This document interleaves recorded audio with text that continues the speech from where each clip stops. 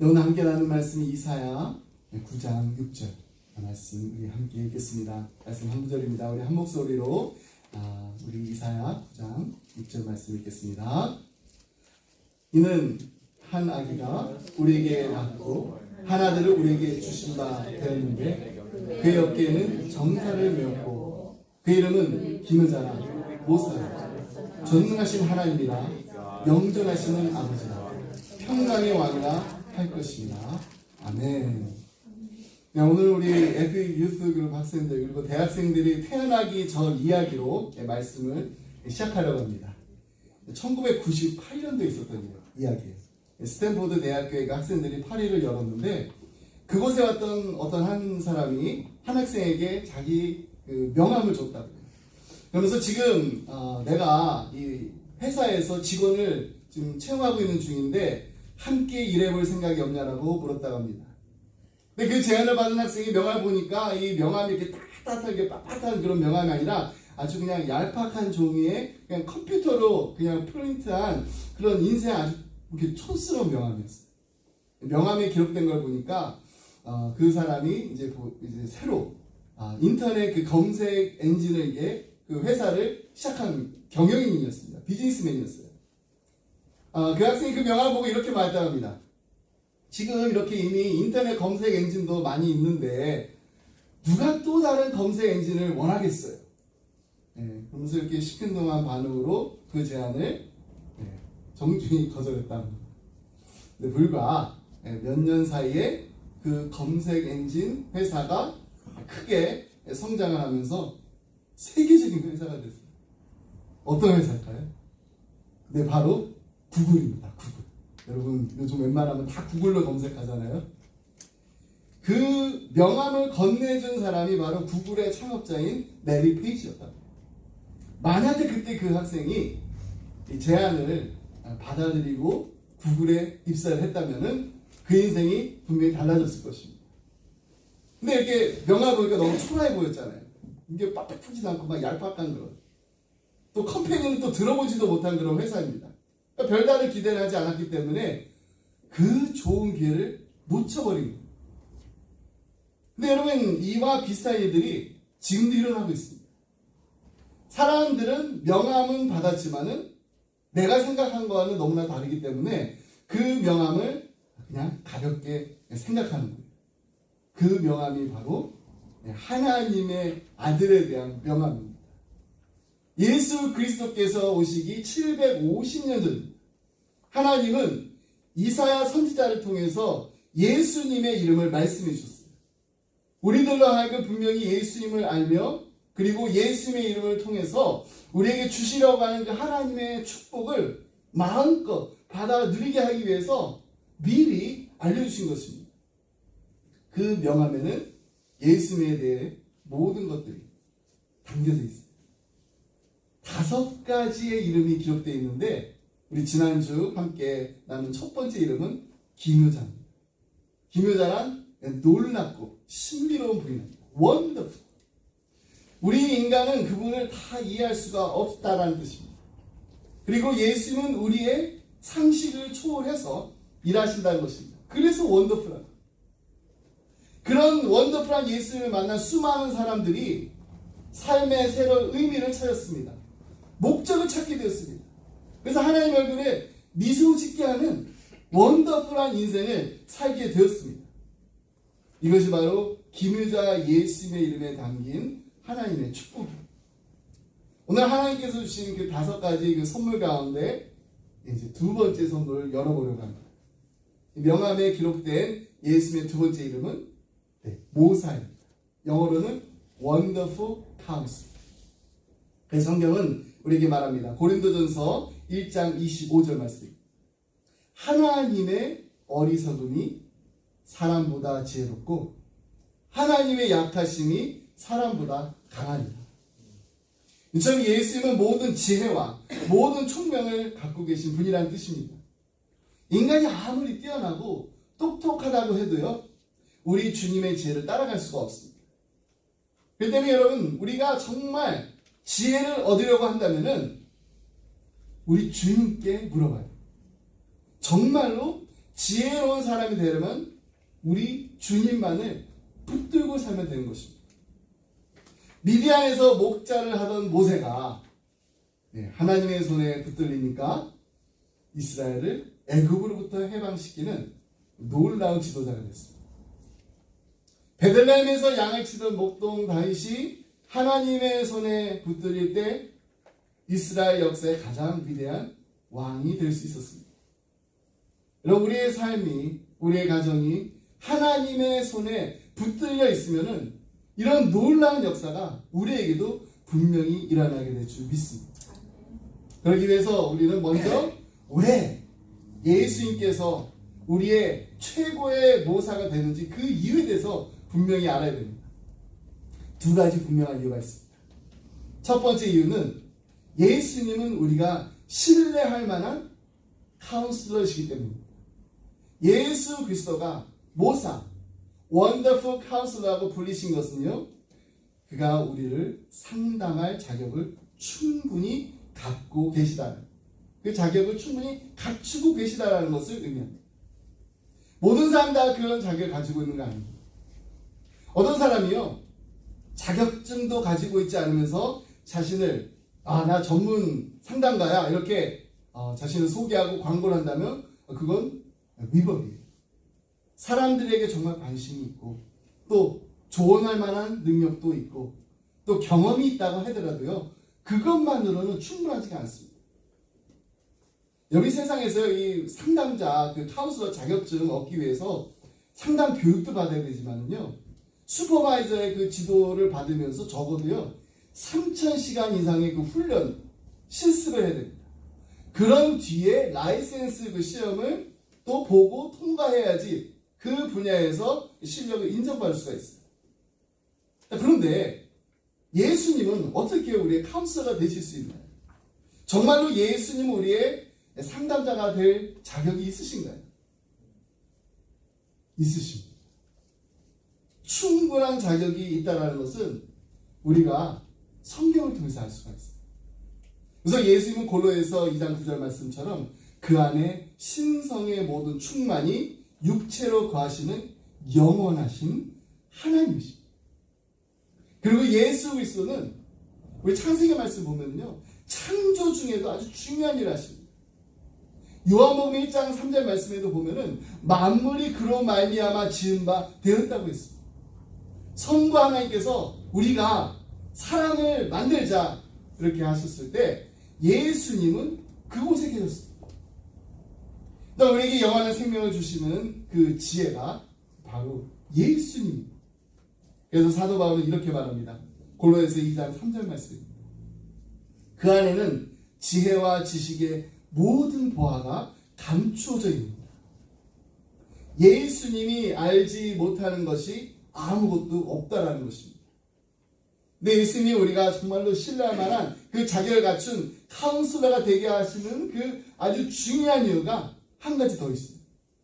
그것은 바로 예수님께서 우리 인간의 육신의 그 몸을 가지고 오심으로 말미암아 우리의 모든 형편, 우리의 모든 상태를 너무나도 잘 이해하신다는 것입니다.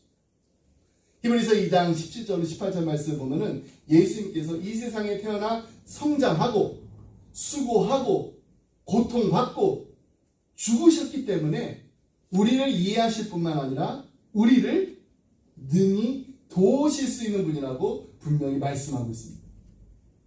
그러므로 그가 범사의 형제들과 같이 되심이 마땅하도다.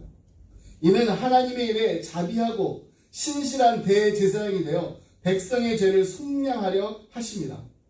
그가 시험을 받아 고난을 당하셨은즉 시험 받는 자들을 능히 도우실 수 있느니라. 그래서 마태복음 1장 23절 말씀에 보면은 보라 처녀가 잉태하여 아들을 낳을 것이요 그 이름은 임마누엘이라 하리라 하셨으니 이를 번역한즉 하나님이 우리와 함께 계시다 함이라 라고 한 것입니다.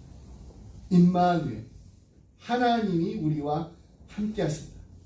God with us. 우리와 함께 하시고 또 우리처럼 되신 그 하나님, 왜 그렇게 되셨을까? 우리를 너무나도 사랑하시기 때문에. 그냥 말로만 내가 너 사랑해. 그거 알지? 내가 정말로 너 생각한다. 내가 너를 정말로 위한다. 그것을 비친 것이 아니라 우리 인간의 몸으로 하나님께서 우리 인간의 몸으로 오실 만큼 우리를 사랑하신다는 사실이 우리로 하여금 예수님이 우리의 최고의 모사, 원더풀 카운슬러, 신뢰할 만한 이유가 되는 것입니다. 여러분, 이 세상의 가장 위대한 사랑은 어떤 사랑일까요? 그것은 바로 사랑하는 대상처럼 되는 거예요. 상대방의 입장, 상대방의 처지를 이해하고 그 입장이 되어서 행하는 사랑이야말로 진정한 사랑인 것입니다. 예전에 여러분과 나눈 이야기인데 우리 유스그룹 카르지 학생들과 한 번 더 나누고 싶어서 이야기를 여러분 다시 한번 말씀드립니다. 하와이에 가면요 여러 섬이 있다고 그래요. 그 중에 몰로카이라는 섬이 있습니다. 옛날에 그 섬에는요 문둥병자들만 모여 살던 그런 죽음의 섬이었다고 합니다. 아무도 가기 꺼려하는 그 섬에 벨기에에 살던 다메인이라는 신부님이 이 나병 환자들에게 복음을 전하려고 그 섬으로 찾아왔습니다. 그리고 이들을 위해서 복음을 전하고 부지런히 섬기던 다메인 신부님이 하루는 환자들 다 이렇게 모아놓고 참 자유, 참 평화 이게 설교를 했습니다. 그래서 환자들이 이구동성으로 아멘 했을까요? 아니에요. 당신같이 성한 사람이나 자유가 있고 평화가 있지. 나처럼 우리처럼 온몸이 썩어 들어가는 우리에게 무슨 자유며 무슨 평화냐. 빈정되기 시작했답니다. 이들의 마음은 처음부터 아주 돌같이 단단하게 닫혀 있었던 것입니다. 고민에 사였더니 다메인 신부님이 자기 방으로 돌아가서 조용히 무릎을 꿇고 엎드려 주님께 기도하면서 이런 기도를 드렸답니다. 주님, 저에게도 문둥병을 주셔서 저들에게 복음을 전하게 하여 주옵소서. 그들을 구원하기 위해 나병 환자가 되게 해주세요. 그렇게 기도를 마친 뒤에 신부님은 계속해서 부지런히 나병 환자들을 위해서 일했다고 해요. 그런데 몰로카이 섬에 온 지 11년이 지난 1884년 어느 날 다메인 신부님이 이 목욕물을 준비하다가 뜨거운 물이 발에게 쏟아져가지고 물집이 생겼는데 아무것도 느끼지 못했다고. 왜 그랬을까요? 문둥병에 감염된 거예요. 그의 감각은 점점 죽어갔어요. 막 이제 눈썹이 빠지기 시작하고 관절이 막 떨어져 나가기 시작합니다. 이러한 문둥병자의 그 모습으로 환자들 앞에서 다메인 신부님이 이렇게 외쳤다고 그래요. 사랑하는 여러분, 우리 주님은 문둥병에 걸린 우리들을 사랑하십니다. 이 말을 들은 수많은 나병 환자들이 감동을 받았을 뿐만 아니라 비로소 마음의 문을 열고 복음을 받아들였다. 다메인 신부님이 외친 그 메시지는요, 사랑하는 여러분, 우리 주님은 문둥병에 걸린 당신들을 사랑하십니다가 아니었어요. 문둥병에 걸린 우리를 사랑하십니다. 이처럼 예수님도 우리를 사랑하세요. 이사야 53장 5절 말씀처럼 그가 찔림은 우리의 허물을 인하여 그가 상함은 우리의 죄악을 인하여 그가 징계를 받음으로 우리가 평화를 누리고 그가 채찍을 맞음으로 우리가 나음을 입었다. 우리를 위해서 하나밖에 없는 독생자 예수 그리스도를 아낌없이 십자가에 내어주신 그 크신 하나님의 사랑에 감사하며 내가 믿고 또 의지함은 내 모든 형편을 너무나도 잘 아시는 주님이 늘 보호해 주실 것을 나는 확실히 안에 이 찬송을 힘차게 찬양하는 우리 기쁨의 가정들이 다 되시기를 간절히 소원합니다. 두 번째로 예수님이 우리의 최고의 모사가 되는 이유는요, 예수님은 우리에게 소망을 주시는 카운슬러이시기 때문입니다. 여러분이 보통 카운슬러를 만나러 갈 때 어떤 마음을 가지고 가는지 아세요? 네.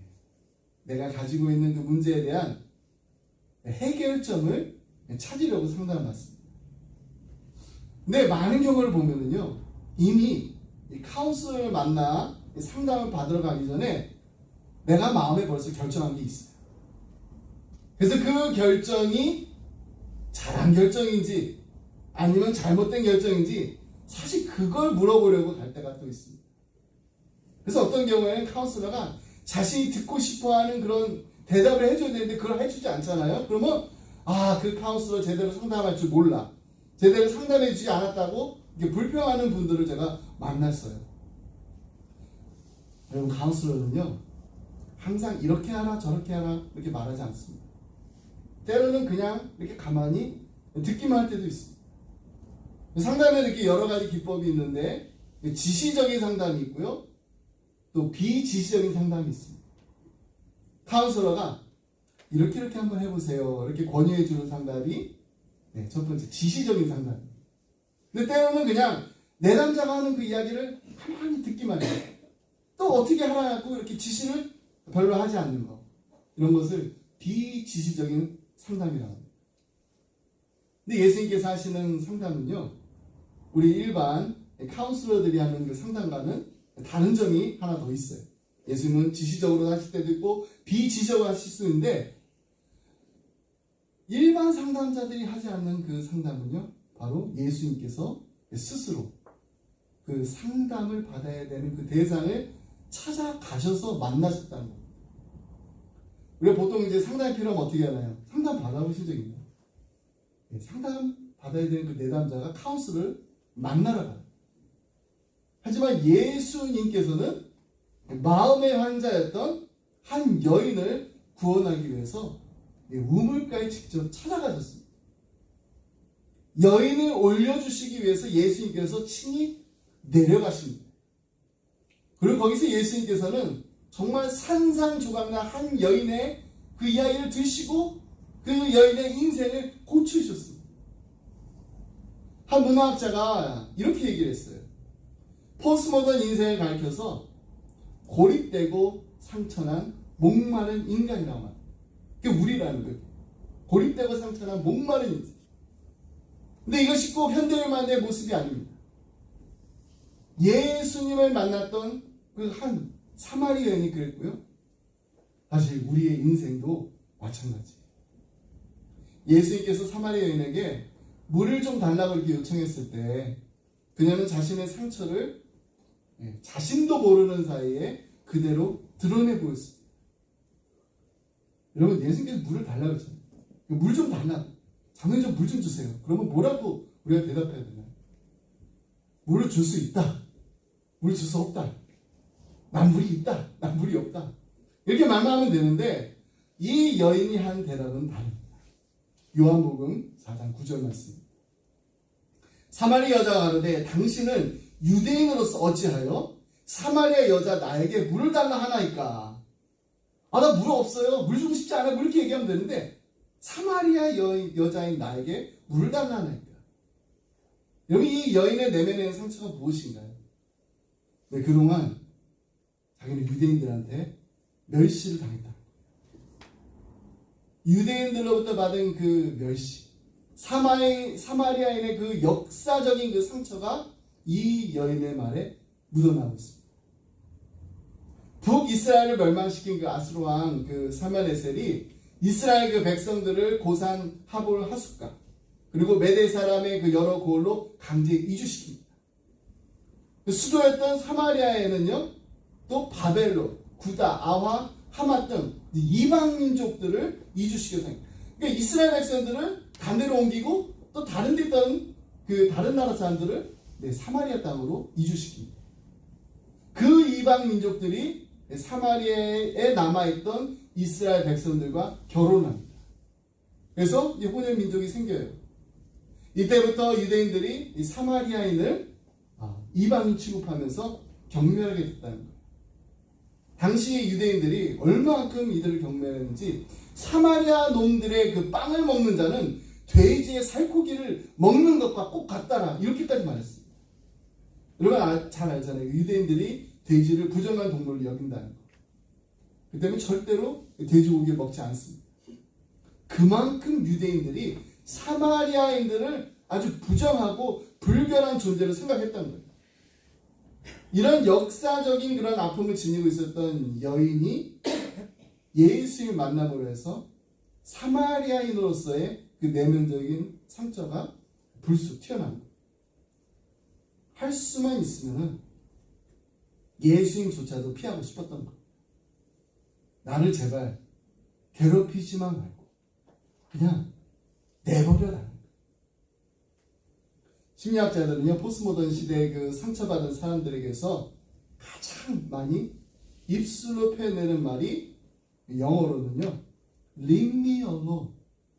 제발 좀 나를 가만히 내버려 두세요라는 말이에요. 상처받은 사람들이 leave me alone이라는 말을 많이 해요. 근데 우리도 가만히 보면은요, 때로는 이런 말들을 말로는 표현하지 않지만은 마음속 깊이 할 때가 있잖아요. 내가 상처받은 거 그거 알아. 아픔이 있는 거 그거 다 인정.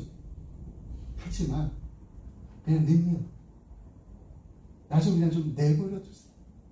굳이 내 마음속 깊이 두고두고 삭히고 덮어두고 싶은, 잊어버리고 싶은 그런 상처를 지금 열어놓고 싶지 않습니다.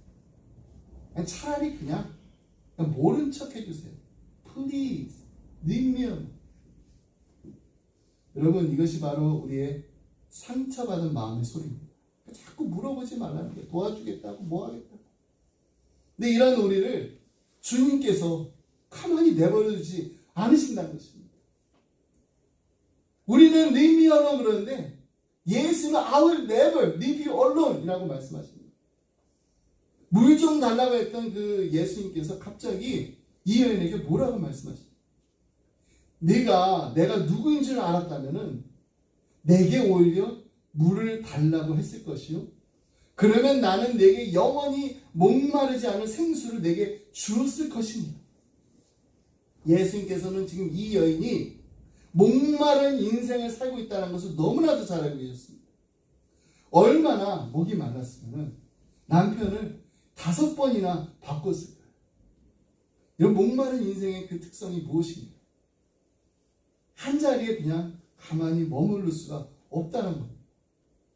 그래서 애인도 바꾸고 파트너도 바꾸고 직업도 바꾸고 직장도 바꾸고 때로는 종교도 바꾸고 심지어는 교회도 바꾸고 자꾸 뭔가 새로운 거. 그런데 거기에 만족이 없다는 거예요. 그래서 계속해서 돌고 도는 그 방황하는 인생을 살아가게 되는 것입니다. 끝없는 목마름, 타는 듯한 그 목마름으로 허덕이는 그 인생으로 살아가게 되는 것입니다. 세상에 있는 어떤 것으로도 채워줄 수 없는 그것이 바로 우리 인생의 갈증입니다. 그래서 프랑스 철학자 파스칼이 이렇게 말했습니다. 하나님께서는 각 사람의 마음속에 이 세상의 어떤 것으로도 채워줄 수 없는, 이 세상의 어떤 것으로도 채워줄 수 없고 오직 예수 그리스도를 통해 하나님에 의해서만 채워질 수 있는 빈 곳을 두셨다. 처음 듣는 말 아니죠? 정말 옳은 말입니다. 오직 하나님으로만 채워질 수 있어요. 그렇다면 우리의 정말 산산조각난 그 인생의 해답은 무엇인가요? 해답은 너무나도 간단해요. 우리의 빈 공간을 채워주실 수 있는 예수. 그 예수님을 만나는 겁니다. 근데 정말로 놀라운 사실은 우리의 원더풀한 카운슬러가 되시는 예수님께서 그래, 너 산산조각 났구나. 그러면 산산조각 나는 대로 살아야지. 이렇게 말씀하시지 않는다. 산산조각 난 그 인생을 하나하나, 그 조각 하나하나를 다 터치하시고 어루만지시는 예수님이시기 때문에 우리의 인생에 진정한 치유와 회복의 역사가 일어나게 되는 것입니다. 여러분, 예수를 만난 그 순간부터 이 우물가의 여인이 어떤 변화가 일어납니다. 이 여인의 삶, 가장 먼저 이 변화된 모습은요, 그동안에 사람들을 막 이렇게 피해 다녔잖아요. 특히 유대인들은 더 피해 다녔어요. 근데 이 사람들을 피해 다니던 이 여인이요, 동네에 들어가가지고 막 사람들을 만나기 시작했다는 거예요. 이 여인은 더 이상 고립된 인생을 살지 않았어요. 사람들과 커넥트된, 연결된 그 인생을 살기 시작했습니다. 그래서 이제는 자신의 상처로 넘어가지고 자기 이웃들에게 예수님의 그 복음을 전하는 인생으로 변했다는 거예요. 더 이상 이 여인은요, 예수님께서 말씀하신 것처럼 목마르지 않습니다. 예수님께서 약속하신 것처럼 영원한 생수를 마셨기 때문입니다. 근데 저는 이 사마리아 여인의 그 스토리 가운데 정말로 우리가 꼭 잊지 말고 기억해야 아주 중요한 사실을 다시 한번 말씀드리고 싶습니다. 그것은 바로 이 여인이 나 너무 힘들어. 나 정말 누가 도와줬으면 좋겠어. 그래가지고 주님을 먼저 찾아간 것이 아니라 주님이 이 여인을 먼저 찾아갔다는 사실이에요. 예수님과 이 여인의 만남은 우연히 이루어진 만남이 아니었습니다. 요한복음 4장 3절로 4절 말씀 함께 보겠습니다. 유대를 떠나사 다시 갈릴리로 가실새 사마리아를 통과해야 하겠는지라. 당시 사마리아인들을 경멸하던 그 유대인들은요, 사마리아 땅을 피해다녔습니다. 근데 예수님은 그 땅을 어떻게 해요? 통과하시는데 반드시 통과하시겠다는 거예요. 왜 그랬어요? 왜 그렇게 하셨나요? 바로 이 여인을 만나기 위해서였어요. 예수님께서는 의도적으로, 계획적으로 분명한 목적을 가지고 우물가에 먼저 도착하셔서 이 여인을 기다리고 계셨던 것입니다. 그렇다면 이 만남이 우연한 만남이었을까요? 아닙니다. 절대 우연이 아닙니다. 참으로 정말로 감사한 것은 지금 이 시간에도 예수님께서는 사마리아 여인을 만나러 가셨던 것 같이 우리 인생의 우물가에 오셔서 우리를 기다리고 계신다는 사실입니다. 여러분, 하나님께서 우리에게 보내주신 최고의 모사, 원더풀한 카운슬러이신 예수님과 우리 함께할 때 우리 인생에, 그리고 우리 기쁨의 교회, 우리 기쁨의 가정에 놀라운 치유와 회복의 역사가 일어나게 될 줄 믿습니다. 말씀했습니다. 그럼 우리가 예배 시간에 예배에 자주 부르는 찬양이 있어요. 약할 때 강함 대신에 You are my all in all. 이 찬양 우리 다 잘 알고 있죠. 이 찬양을 만든 사람이요, 미국의 찬양 사역자 데니스 저니먼입니다. 평생 정말 많은 이들에게 예배와 정말 위로를 흘려보내는 사역자로 쓰임을 받았습니다.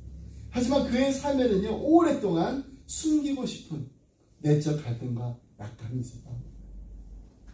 데니스 저니먼은요, 자신에게 감정에서 분명히 이렇게 고백합니다. 그는 청년 시절부터 동성애적인 그 육, 그리고 정체성의 혼란을 해서 깊은 씨름을 했습니다.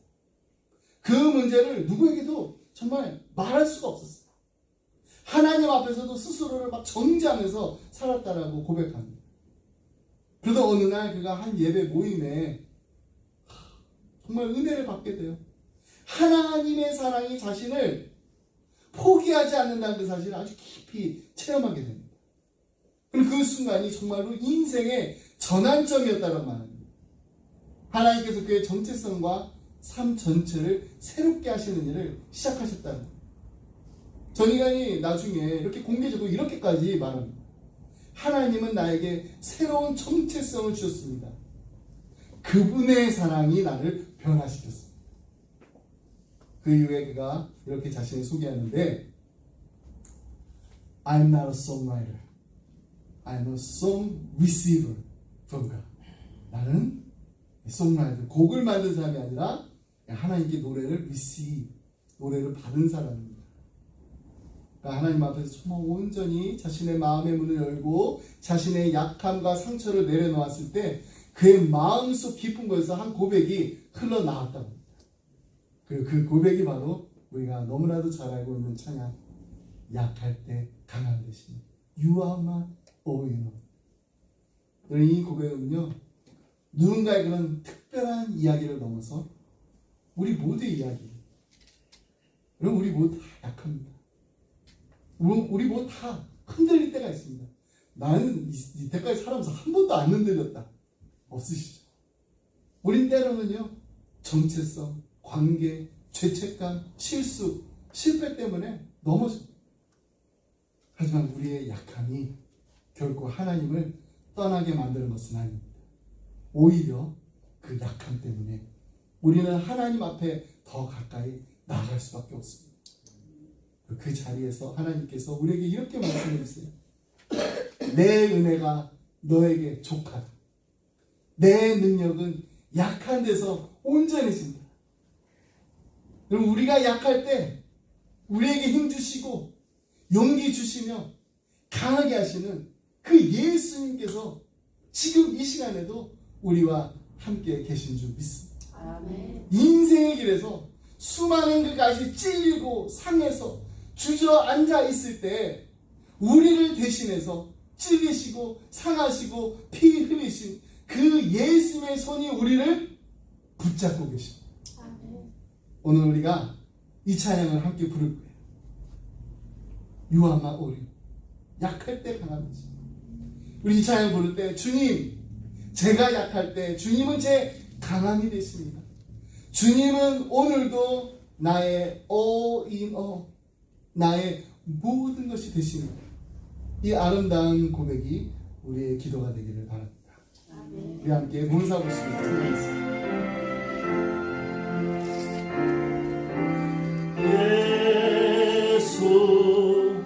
어린 양 존귀하리는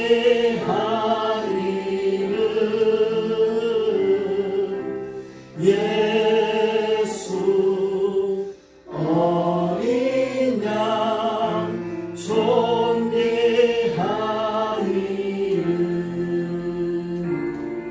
존귀하리는 약할 때 강한 대신에 나의 보배가 되시는 주 나의 모든 것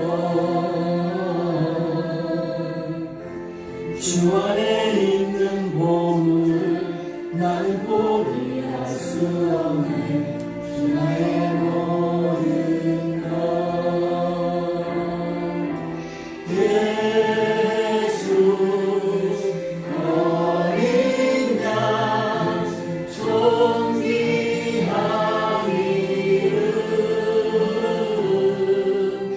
예수 어린 양 존귀하리는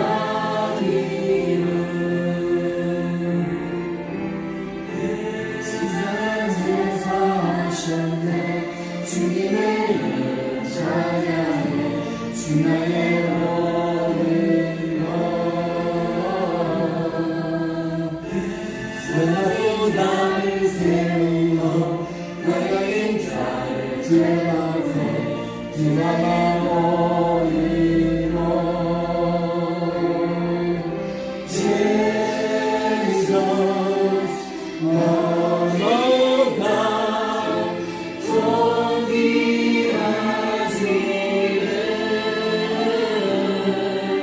Jesus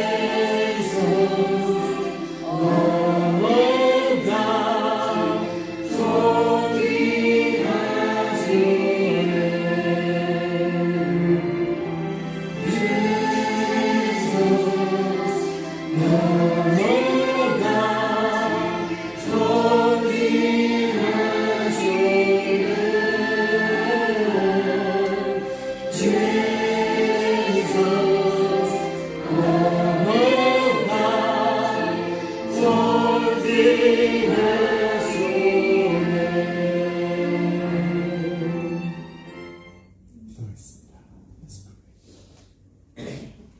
사랑하는 풍성하신 하나님 아버지, 오늘도 우리를 예배의 자리로 부르시고 말씀 앞에 서게 하심을 감사드립니다.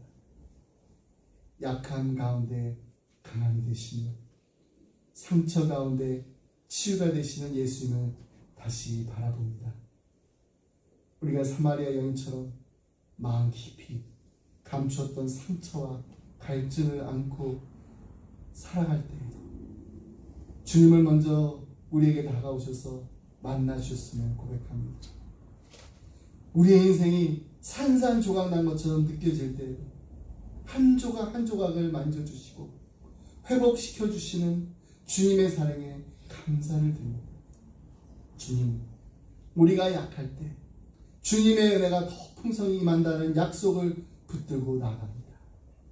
오늘도 약할 때 강한 대신해라고 고백하였던 데니스 전이견처럼 우리의 정체성과 인생 전체가 주님 안에서 새로워지게 하여 주옵소서.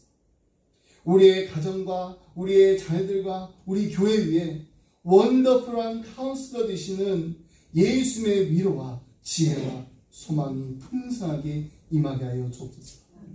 오늘 이 자리에서 우리가 함께 드린 고백과 찬양이 주님 앞에 향기로운 제사가 되게 하시고 우리의 삶이 주님의 영광을 드러내는 통로가 되게 하여 주옵소서. 언제나 우리와 함께 하시고 약한 우리를 강하게 하시는 예수 그리스도 이름으로 기도드립니다. 아멘. 아멘. 자리에서 함께 주님을 선포하겠습니다.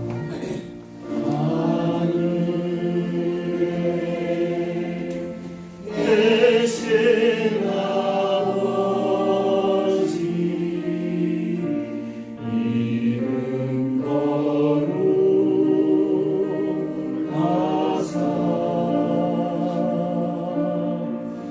주님 나라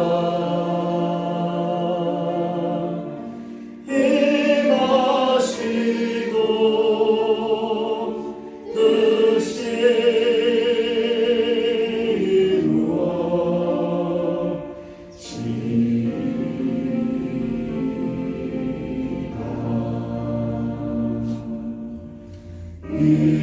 일용할 양식 주시고 우리들의 큰 죄 다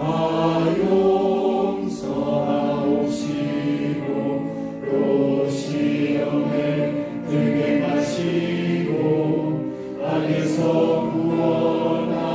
구원하소서. 내게 주의 나라 주의 권세 주의 영광 영원히